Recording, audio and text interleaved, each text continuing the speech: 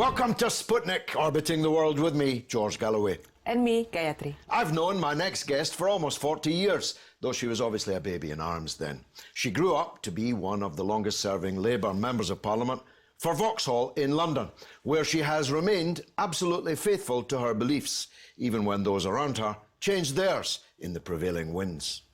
Not so long ago, most Labour MPs, like most of their voters, were Euroskeptics. The Tony Blair era changed all that, like so much else. It didn't change our guest, though, who I'm glad to welcome on board the Sputnik, Kate Hoey MP. Kate, thanks for coming on board. Pleasure. We're trying to get a balance in this debate. We're trying hard to get those who support staying in the EU into the studio, but not yet. But we had a right-wing case for leaving in the form of Nigel Farage just a couple of weeks ago. But you are one of the, if not the, leading Labour voice for leaving the EU. Tell us why. Well, I think there would be a number of things that I would share with Nigel Farage and whatever he said, particularly on the democratic deficit. You know, putting it simply, the fact that we no longer can really say that we control all the laws in our own country because they can be overruled by the Court of Justice in the EU. But for me, it's more about the way the common market has changed into various treaties that we all opposed and tried to oppose and never got a referendum on, that changed the nature of the European Union to becoming much more of an organisation that I see as supporting the multinationals, the global corporations, the feeling that they're really there in the interests of big business and genuinely lost any pretense that they had earlier to be the voice of workers' rights, getting more control for people who in industry. And I think so much of that's gone that I just believe now that anyone on the left who has to argue a case to stay in is doing it on very, very weak grounds and not anything to do with principle about, you know, left-wing views of where we should be going. It's a double helix. They argue that the European Union represents some kind of civilizing mission in Britain, and that if we didn't have it, we'd go back to living in the forests, metaphorically, politically speaking. And secondly, that the EU itself is civilized, although the people in Greece know different, and the people in other European countries that have been crushed by the financial orthodoxy of the European Union.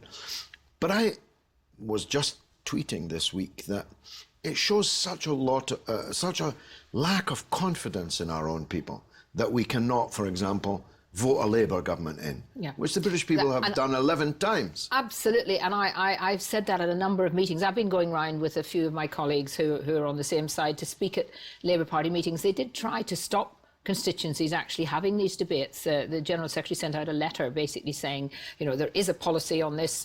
We don't want you to be wasting time having Labour leave people. We want you to be out there campaigning to stay in the EU. Well, fortunately, most constituencies have ignored that. But when we do go there, you know, I find that too. I said to somebody just last week in my own constituency where there was a debate who said, oh, but, you know, we'd lose all our rights and this Tory government is trying to crush workers. Look at the trade union bill. Look at all these things.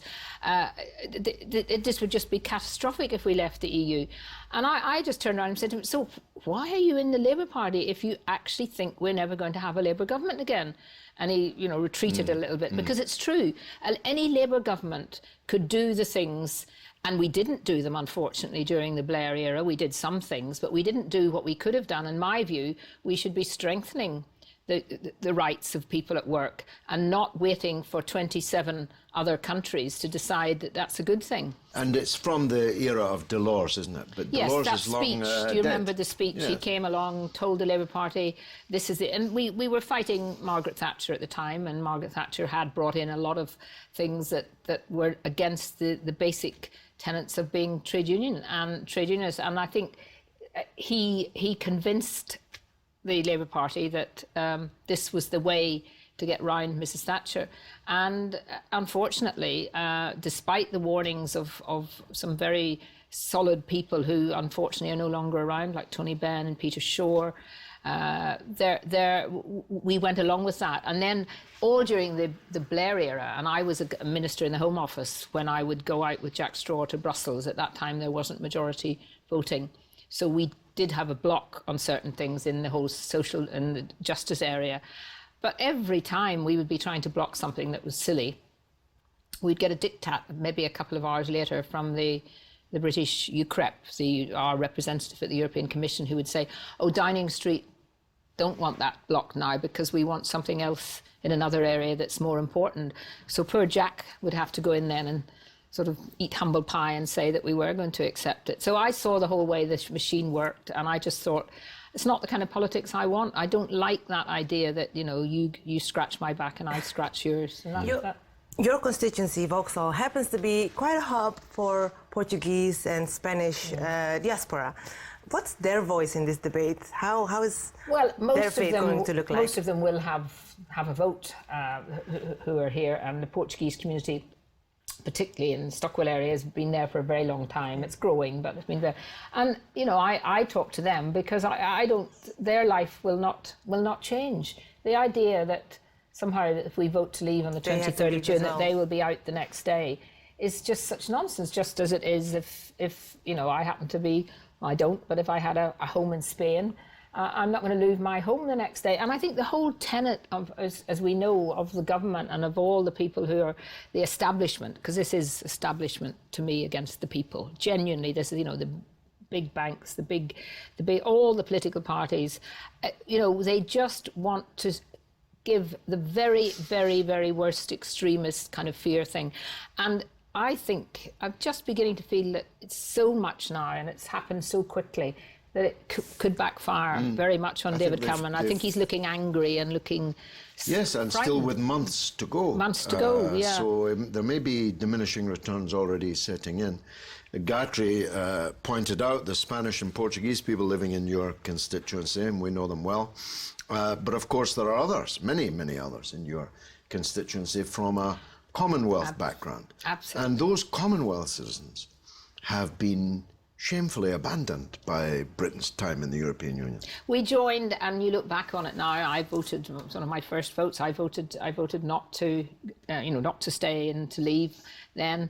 And I think back to it, and I remember reading at the time some people talking about our Commonwealth, and all through this last period of 40 years, you know, I've always felt the Commonwealth has, we completely sold them down the river. Now, of course, they've adapted. Australia's done very well. India's done very well. You know, it hasn't been a disaster for them. But in terms of their loyalty to us as a country and what they contributed, I think it was shameful. But more shameful now, of course, is that I have long-standing third, fourth, fifth generation, almost Afro-Caribbeans who came way back into places like Brixton, and they now have still got huge difficulty getting relatives just to come over for a wedding. It's the same with if you had a lot of people from India or Pakistan, and you know, no one, and I'm certainly the last person who would be against immigration as such, but I want to see those people having as fair an opportunity as anyone else. Well, I argue fairer. They speak English. We owe them a debt. We call it a Commonwealth now. It was once an empire. Yeah. We stole a lot of things from them. The very least we could do now. The very least we could do is not make them climb through fiery hoops in order to get a visa and treat them for as their kind old of mother. foreign, alien, you know, when they're actually much, much more in common with our country than, you know, the very many, and understandably, if I was living in Romania or Bulgaria, I would probably think I'm going to come to the UK as well. But we do owe that duty first if we are going to have to restrict numbers in some way to people who've had that loyalty over the years, I believe. Now, the Delors era is over. The EU is quite a different beast. I would argue it's not that different, but it's certainly got a different face now. And that face was shown in Greece above all. Yet the Labour Party, now led by people on the left, who just, I'll take a guess, 12 months ago would have been on our side in this debate, are now on the other side. How do you account for that? I sometimes look around my colleagues and sitting in the Commons benches, and when we have a debate, you know, there are very few of them speak up to stay in. It's always the ones who want to leave who speak out. But I genuinely cannot understand it. I genuinely can't understand it, because we've seen also with, you know, the TTIP, the Transatlantic Trade Partnership, and all the problems that that could give. And they're very opposed to that, but they don't see the next step as being, well, actually, this is not just about TTIP. This is about the way the EU works. And when you see what's happened to people in Greece, and you see the way that they literally overthrew an elected government, changed ministers when it suited the Commission, I don't understand it, other than that there is this, I mean, I can understand it on some of the what you'd call the hard left, who have this sort of sometimes internationalist idea that we're, you know, we shouldn't have any borders and we're internationalist, and therefore, you know, the EU is a way towards that. I think actually, I believe I'm much more of an internationalist, and you know, the EU to me is a construct that is tiny to start with, is getting less important economically, and I just think it's one of those things, you know. It only would take a few more leaders within the party at a certain level to change their mind for an awful lot, I'm afraid, of, well, I'd be pleased, but for an awful lot of our backbench MPs to simply follow. I think what we've got now is a lot more politicians coming into Parliament who are not prepared to really think for themselves. And I'll upset a lot of my colleagues, but I think it's true. They follow the line, and if the line is to say we are unashamedly want to stay in. We missed an opportunity during the leadership election where all of the candidates said they wanted to reform. None of them said what they wanted to reform. You know, we missed an opportunity to have that debate, and there hasn't been a debate in the party. And I'm absolutely confident that as the time goes on, even before June the 23rd, you know, we're getting so many more people writing in, sending emails saying, oh, it's great, there's somebody out there speaking, what can we do to help? And the trade unions are shifting a bit as well. But I don't have a simple explanation other than voting loyalty to their party. Well, it's fascinating. It's a long way to go. You and I, I'm sure, will cross each other's path in the course of this referendum. But here's my prediction. We're going to win, and Britain will withdraw from the EU. I think that we will have a celebration after that, because I think that would be the most wonderful thing for the country. Let's have it in Brixton. Kate Hoey, thanks for joining us on the Sputnik. Coming up next is a cricket and football agent, but an unusual one. Stay tuned.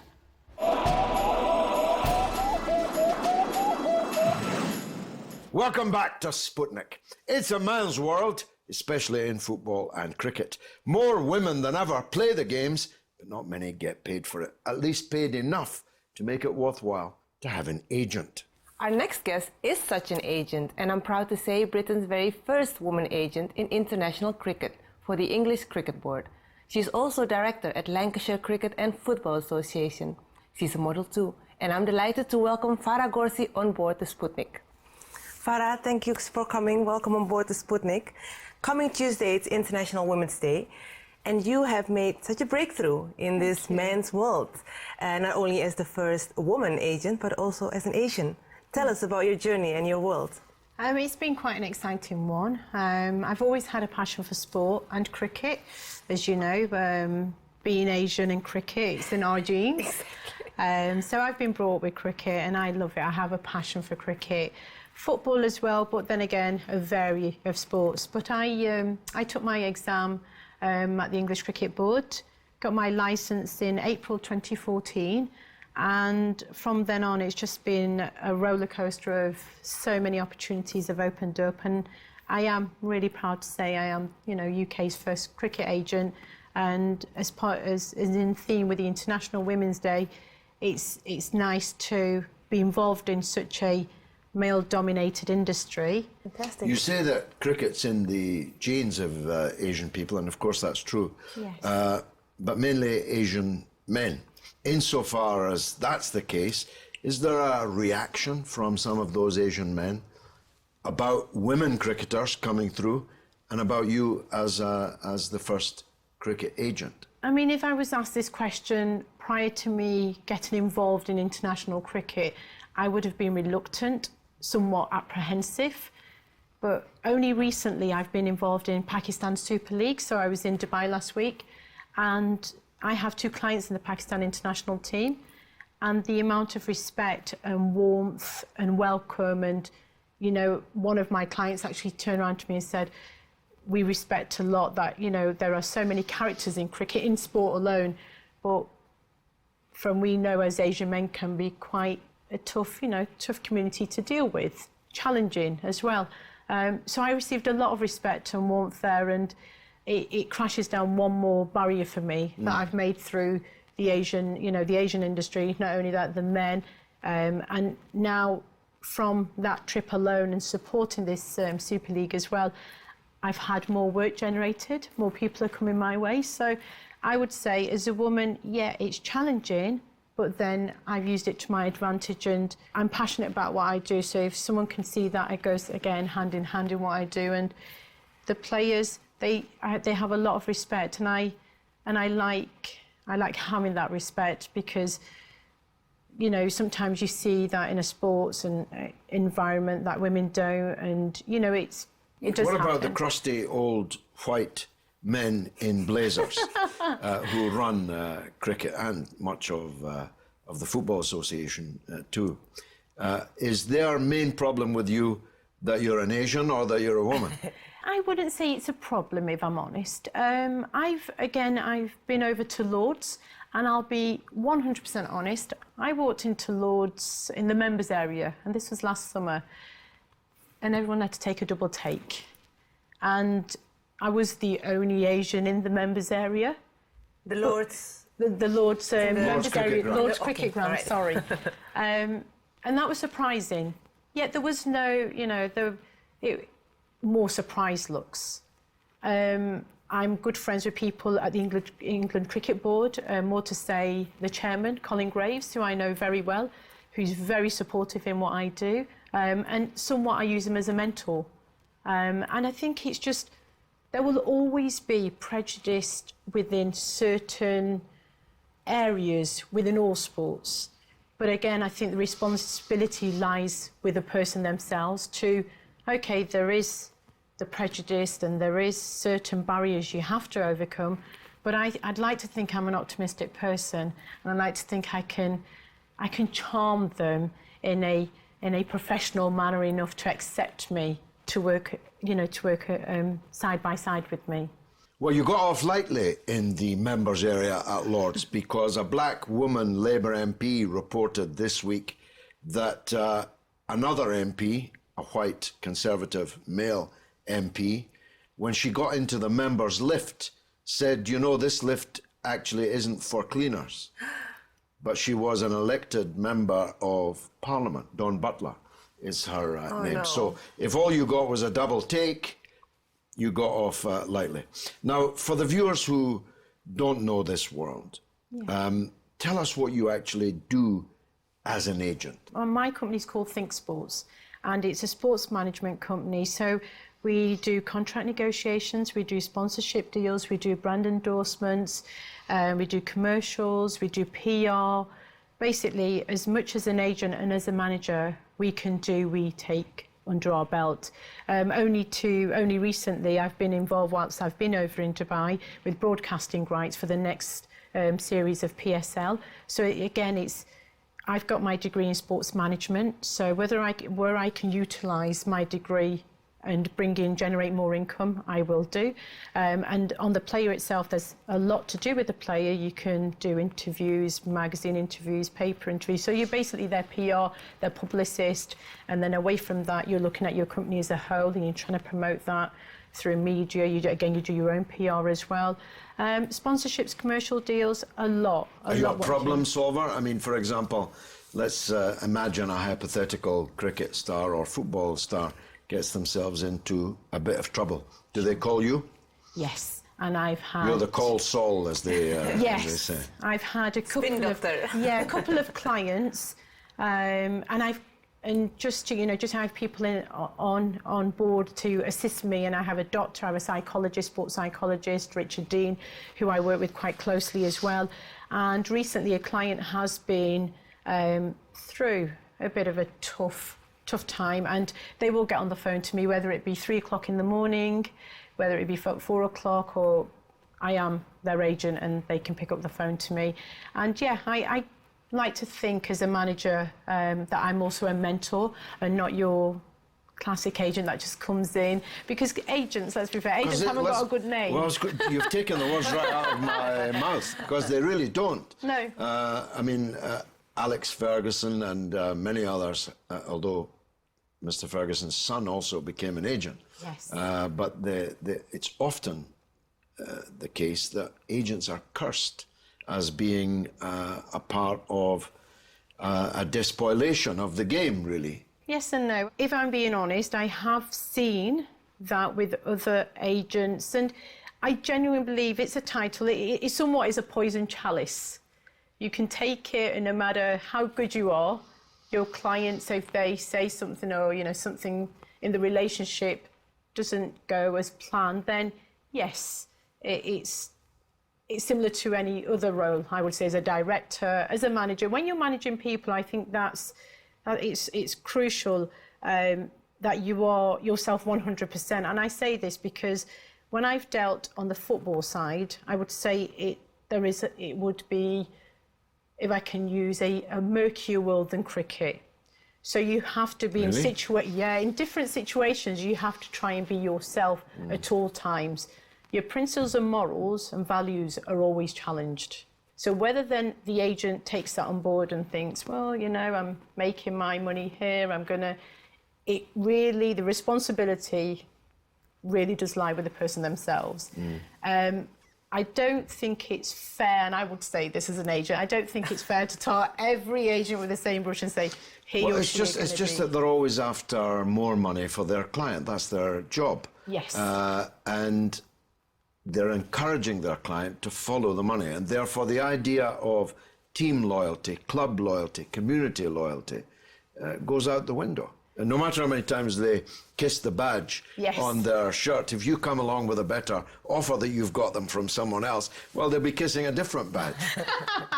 That is true, but with a lot of my players, and I say this only for myself, and I speak purely for myself and for my clients, there's always a good balance. The money has to match the person's criteria of who they are and how well they can, how well they are on pitch to deserve the respect, to deserve that amount of money. But also the loyalty to the clubs, managers. I work closely, when I've worked with my cricketers especially, and I've recently had this over at one club, that I work closely with the coach, with the CEO, that we're working hand in hand to make sure my client is getting the best deal. But not only that, my client's also performing to the best he can. So I always, whenever I work my client with the club, I make sure there's this transparency. The relationship is very transparent. We are all singing off the same sheet, so that no one can say his agent or her agent has come in, they've asked this for this much, but yet when he's on field, we don't get the money matching his talent. So I will always come with I'd like to think as quite a fair agent, because for me it's important. If my client's in the game long term, if he's playing for different clubs, if he's performing at the best he can on pitch, and I'm doing the best I can off pitch, it's match made in heaven. You can be our agent anytime. Thank you. Thanks very much, Fara Gorsi. Thank you very much. And now it's your turn to tell us what you think through the portals of social media. What's rattling, Gayatri? So is it time for the UK to finally bid adieu to the EU? Martin Farrell said, love Europe and its people, hate corrupt bureaucratic EU acts for banksters, not the people. And Antirti says, I want out of the EU, but I trust this government less than the EU. And the TTIP will still be an issue if we're out. Yeah, of course, but you can get rid of this government. You can't get rid of the EU. From suffrage to suffrage, what about, how has International Women's Day today changed the lives of women? Ricardo Picasso says equal rights for all is a real and tangible goal for this generation, but we have to do much more than talk about it only one day a year. Fair point. There are so many days in the year. This day, that day, this day. 365 days for each. Every one of them is the day of a cause. But, well, look, it does provoke things. We had 2 women guests today, and we particularly set out to do that because it was International Women's Day. So, you see, these things do work in the end. That's all that we've got time for this week. Which, alas, means that's the end of the show. You can stay in touch with us through Twitter at @RT_Sputnik or on Facebook, Sputnik on Russia Today. It's goodbye from me, Gayatri. And from me, George Galloway. It's been marvellous.